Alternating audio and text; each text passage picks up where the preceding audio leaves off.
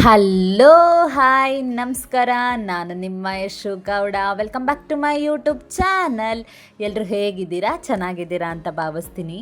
So ಇವತ್ತು ನಾನು ನಿಮಗೊಂದು ಸೂಪರ್ ಆಗಿರೋ ಹೆಲ್ದಿ ಆಗಿರೋ ಬ್ರೇಕ್ಫಾಸ್ಟ್ನ ಹೇಳ್ಕೊಡ್ತಿದ್ದೀನಿ. ಅದೇನು ಅಂದರೆ ಹೆಸರು ಕಾಳಿನ ದೋಸೆ. ಇದು ಸಖತ್ತಾಗಿರುತ್ತೆ. ಡಯಟ್ ಮಾಡೋರಿಗಂತೂ ಒಳ್ಳೆ ಫುಡ್ ಅಂತಲೇ ಹೇಳ್ಬೋದು. ನಮಗೆ ಆಚೆಗಡೆ ತಿಂದು ಬಿಟ್ಟು ನಾವು ಡಯಟ್ ಮಾಡ್ತಾ ಇರ್ತೀವಿ. ಸೊ ನಮಗೆ ಕ್ರೇವಿಂಗ್ಸ್ ಆಗ್ತಾ ಇರುತ್ತೆ ಏನಾದರೂ ಟೇಸ್ಟಿಯಾಗಿ ತಿನ್ನಬೇಕು ಅಂತ. ಸೊ ಅಂಥವರಿಗೆ ಇದು ಡಬಲ್ ಟೇಸ್ಟ್ ಕೊಡುತ್ತೆ. ಸಖತ್ತಾಗಿರುತ್ತೆ. ಮಿಸ್ ಮಾಡಿದೆ ಒಂದೇ ಒಂದ್ಸತಿ ಟ್ರೈ ಮಾಡಿ. ಇದ್ರ ಜೊತೆ ಟೊಮೆಟೊ ಚಟ್ನಿ ಅಂತೂ ಒಳ್ಳೆ ಕಾಂಬಿನೇಷನ್ ಅಂತಲೇ ಹೇಳ್ಬೋದು.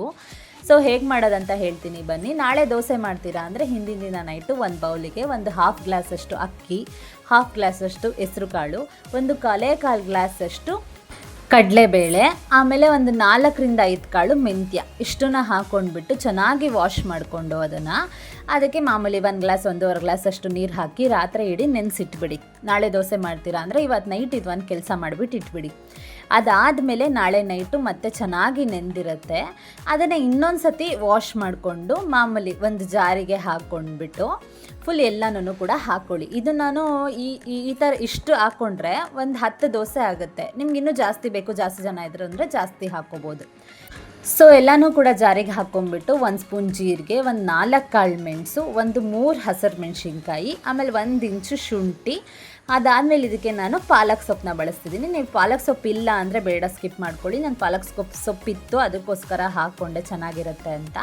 ಸೊ ಅದಾದಮೇಲೆ ಮಾಮೂಲಿ ಸ್ವಲ್ಪ ನೀರು ಹಾಕ್ಕೊಳ್ಳಿ. ಸ್ವಲ್ಪ ನೀರು ಅಷ್ಟೇ, ಒಂದು ಅರ್ಧ ಗ್ಲಾಸಷ್ಟು ನೀರನ್ನ ಹಾಕ್ಕೊಂಡು ಚೆನ್ನಾಗಿ ದೋಸೆ ಹಿಟ್ಟನ್ನು ಅದಕ್ಕೆ ರುಬ್ಕೋಬೇಕು. ಇಲ್ಲಿ ನಾನು 2 ರೌಂಡ್ ರುಬ್ಕೊಂಡೆ, ಓಕೆನಾ. ಯಾಕಂದರೆ ಒಂದೇ ಜಾರಲ್ಲಿ ಅಷ್ಟನ್ನು ಕೂಡ ನಂಗೆ ರುಬ್ಬೋಕ್ಕಾಗಲಿಲ್ಲ. ಅದನ್ನು ಸ್ವಲ್ಪ ತೆಗೆದು ನಾನು 2 ರೌಂಡು ಕಂಪ್ಲೀಟಾಗಿ ರುಬ್ಕೊಂಡೆ. ಸೊ ಅದನ್ನು ರುಬ್ಕೊಂಡು ಲಾಸ್ಟಿಗೆ ಆ ಜಾರಿಗೆ ಒಂದೇ ಒಂದು 1/4 ಗ್ಲಾಸಷ್ಟು ನೀರನ್ನ ಹಾಕ್ಕೊಂಡೆ. ಅಷ್ಟೇ ನಾನು ನೀರನ್ನ ಹಾಕ್ಕೊಂಡಿದ್ದು, ಜಾಸ್ತಿ ನೀರು ಹಾಕ್ಕೊಬಾರ್ದು. ದೋಸೆ ಹಿಟ್ಟಿನ ಅದಕ್ಕೇ ರುಬ್ಕೊಳ್ಬೇಕು, ಯಾಕಂದರೆ ನಾವು ದೋಸೆ ಇದ್ದಾಗ ಪರ್ಫೆಕ್ಟಾಗಿ ಬರಬೇಕಲ್ಲ, ಅದಕ್ಕೋಸ್ಕರ.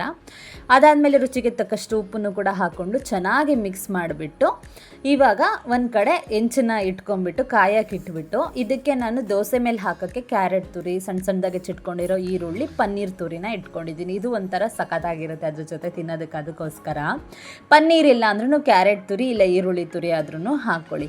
ಇವಾಗ ಹೆಂಚು ಮೇಲೆ ಪರ್ಫೆಕ್ಟಾಗಿ ಫಸ್ಟ್ ಎಣ್ಣೆ ಹಾಕೋಕ್ಕೆ ಹೋಗಬೇಡಿ ಹೆಂಚಿಗೆ.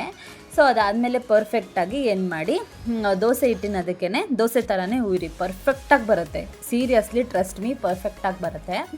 ಸೊ ದೋಸೆ ಹೆಂಗೆ ಹಾಕ್ತೀವಿ ನಾವು ಅದೇ ಥರ ಹಾಕ್ಬಿಟ್ಟು ಸೈಡಿಗೆ ಸ್ವಲ್ಪ ಎಣ್ಣೆ ಎಲ್ಲ ಹಾಕ್ಕೊಂಡು ಅದ್ರ ಮೇಲೆ ಸ್ವಲ್ಪ ಈರುಳ್ಳಿ, ಸ್ವಲ್ಪ ಕ್ಯಾರೆಟ್ ತುರಿ, ಸ್ವಲ್ಪ ಪನ್ನೀರ್ ತುರಿನ ಹಾಕ್ಕೊಳ್ಳಿ, ಆಯಿತಾ.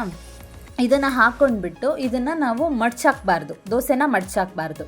ಮೇಯ್ನಾಗಿ ದೋಸೆನ ಮಡ್ಚಾಕೊಂಡ್ರೆ ಏನಾಗ್ಬಿಡುತ್ತೆ, ಈರುಳ್ಳಿ ಕ್ಯಾರೆಟ್ ಎಲ್ಲ ಕೆಳಗಡೆ ಬಿದ್ದೋಗುತ್ತೆ.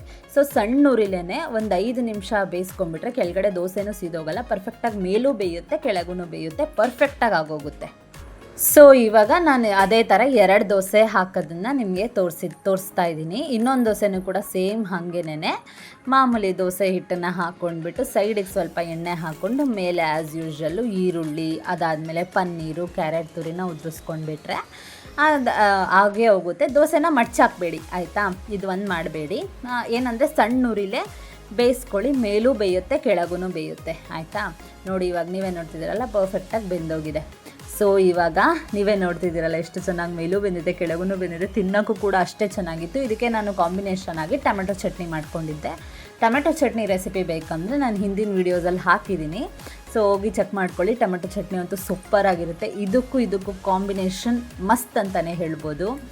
ಸೊ ಮಿಸ್ ಮಾಡದೆ ಈ ಒಂದು ರೆಸಿಪಿನ ಟ್ರೈ ಮಾಡಲೇಬೇಕು. ಟ್ರೈ ಮಾಡಿಬಿಟ್ಟು ಹೇಗೆ ಬಂತು ಅಂತ ಕಮೆಂಟ್ ಮಾಡಿ. ಸೊ ಈ ವಿಡಿಯೋ ನಿಮಗೆ ಇಷ್ಟ ಆಗಿದ್ದರೆ ದಯವಿಟ್ಟು ಲೈಕ್ ಮಾಡಿ, ಶೇರ್ ಮಾಡಿ, ಕಮೆಂಟ್ ಮಾಡಿ, ಸಬ್ಸ್ಕ್ರೈಬ್ ಮಾಡ್ಕೊಳ್ಳಿ. ಹೀಗೆ ನನಗೆ ಸಪೋರ್ಟ್ ಮಾಡಿ.